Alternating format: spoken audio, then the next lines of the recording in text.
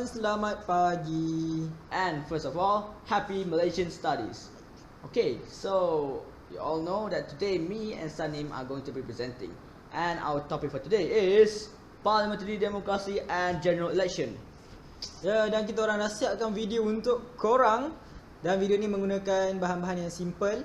Dan presentation ni pun simple kan ni San? Ya. Contoh bahan-bahan yang simple dia macam apa ni? Okay, kita ada guna markers, then we use some whiteboards, and then we put in a little doodles and effects and make it more interesting. We put in a lot of colours. Okay. Ya, so harapan kita orang, korang boleh faham sepaham-fahamnya. Agar boleh ingat time final exam nanti kan. Yeah. So prepare your mind. Yeah, mind, your ears, your eyes, and focus on what we're going to say after this. Most importantly, Enjoy. enjoy. Bye. Morning guys. And Assalamualaikum. Have you ever wondered how our system of parliamentary democracy looks like? In fact, records show that most Malaysian does not even know how does our political system works. Should we even be called Malaysian? We present to you Parliamentary Democracy and General Election by me, Hanis Hafiz. And me, Sanim Satri. Oh yeah! Hanis?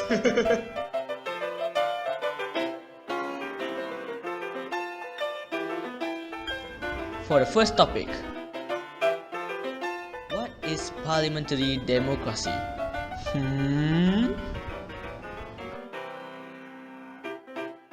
In Malaysia, there are a lot of parties competing to win the general election. Usually, these parties will form coalition parties in increasing the chances of winning in the election. For example, United Malays National Organisation (UMNO), Malaysian Indian Congress (MIC), and Malaysia Chinese Association (MCA), which represents Malay, Indians and Chinese races, will form a coalition party known as Barisan Nasional (BN). On the other hand, Parti Islam Se-Malaysia PAS, Parti Keadilan Rakyat PKR and Democratic Action Party DAP forms the coalition party known as Pakatan Rakyat PR. In order for the general election to take place, the citizens must choose their favourite party by way of voting. In this case, a body known as Suruhanjaya Pilihan Raya aka SPR is responsible to conduct the voting process. Is this right, Mr. Jamal? The votes are counted, and the majority party will form the government. The government gets to choose who will be the Prime Minister, which is the leader of the government.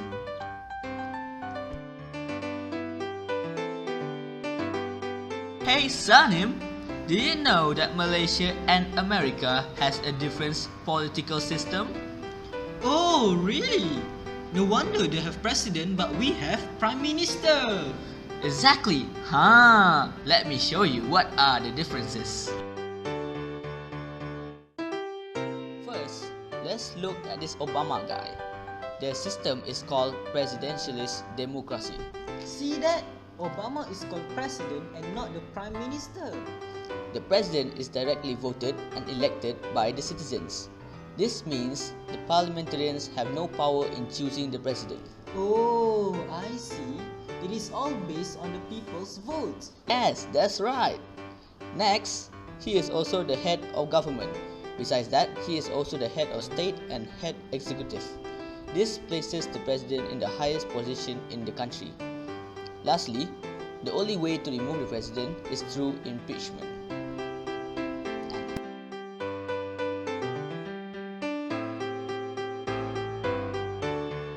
As you all know, our head of government is a Prime Minister and not a President.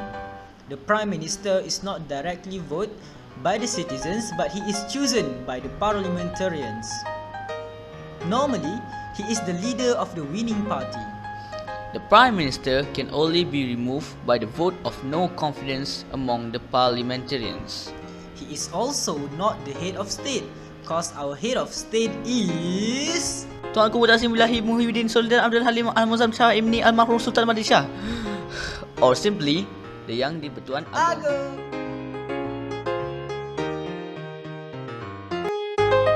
So what future should they have in a parliamentary democracy country? First is the constitution. A constitution is the basic laws of a country. They are the principles and rules that guide and shape a government.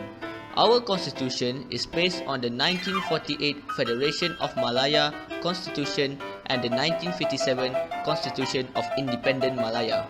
This constitution fixes a separation of power and authority between the central and state governments under the state list and the federal list.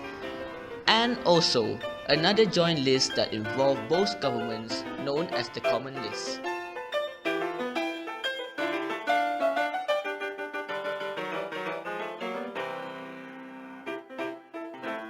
Next is constitutional monarchy. Constitutional monarchy is a term used to refer to a system by which the kings or queens of a certain state has no full power and is bound to follow all rules laid out in the constitution. Meaning that king can be punished if they break the rules. Since we have a total of 9 kings, this makes our country one of a kind. Every 5 years, these kings will elect one king among them to be the Yang di-Pertuan Agong as the head of state. Do you know that a king cannot engage in business and cannot leave the country more than 15 days? Lastly, the election.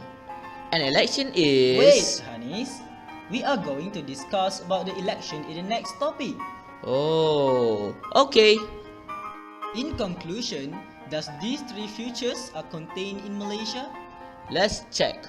Constitution, check. Constitutional monarchy, check. Election, check.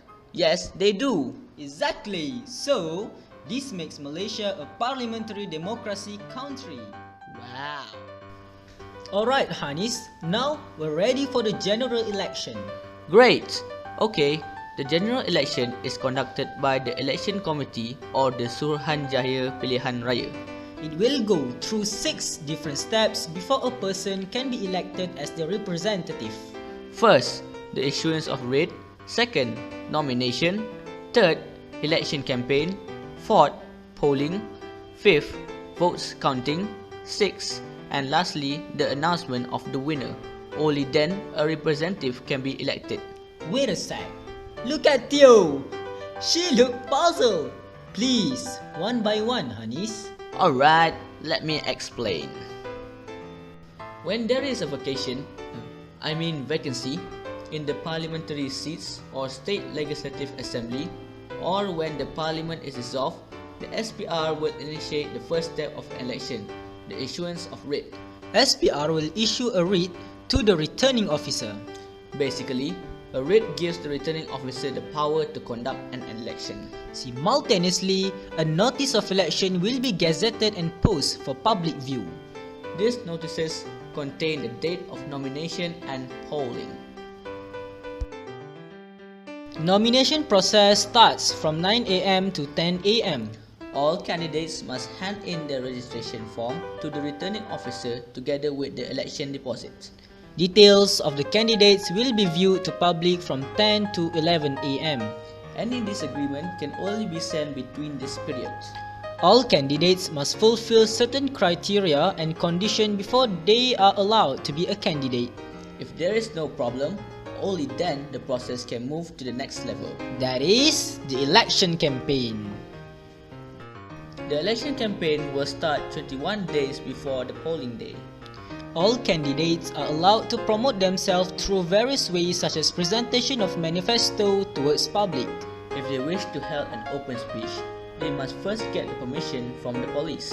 However, all of these activities must end before 12 midnight the day before the polling day. Polling process starts at 8 a.m. in the morning and ends at 5 p.m. in the evening. During the polling process, the voters will receive a form containing the candidates' names and which party they represent. If a voter is not in Malaysia during this period, he or she can send the form by post and it must arrive at the returning officer's office before 5 p.m. for the counting process. After the polling process ends at 5 p.m., the votes are counted immediately. The total votes will be recorded in a form known as Borang 14. If the returning officer has no doubt about the information stated, he will announce the number of votes for each candidate from the different polling station one by one. Lastly, the votes by post is counted and added to the total votes earlier. Last but not least is the announcement of the winner by the returning officer. This is based on the majority of votes. Now, who do you think will win this election? I present to you the winner of this election is Afiq. It seems that Afiq wins the election. If he compete for the State Legislative Assembly or DUN, he is known as the State Assembly. But if he compete for the parliamentary seat, he is known as the Parliamentarians. Basically, a DUN is the legislative branch of the state government of each of the 13 Malaysian states.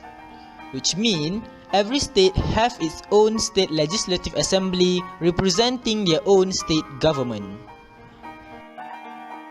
Despite of the defeat, neither IE nor WAN can oppose the result announced. If they insist, they must refer to the election court through a petition.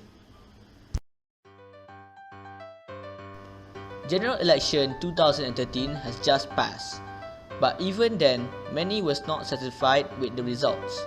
It was said that during that season, there were a few tricks under the government's sleeves to maintain their position in the parliament. The question is, how did they do it? During the voting session, a permanent ink will be marked on the voter's finger to identify who has or have not voted. The Suruhanjaya Pilihan Raya has spent 7.1 million ringgit in preparing it. They claimed the ink would be hard to get rid of. The thing is, the ink wasn't that permanent because it could be easily removed just by washing it with water. It has been proven by many photos posted by the voters on the social network.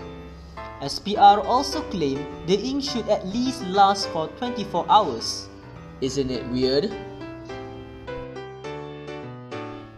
There was also one more issue, which is the blackout.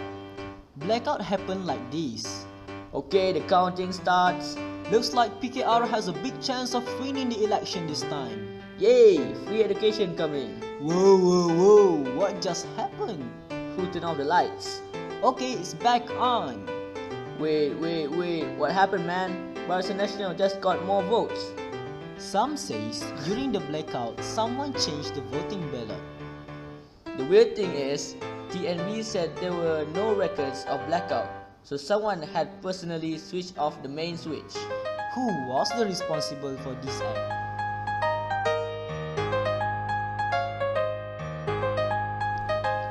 That's all for today. Bye-bye.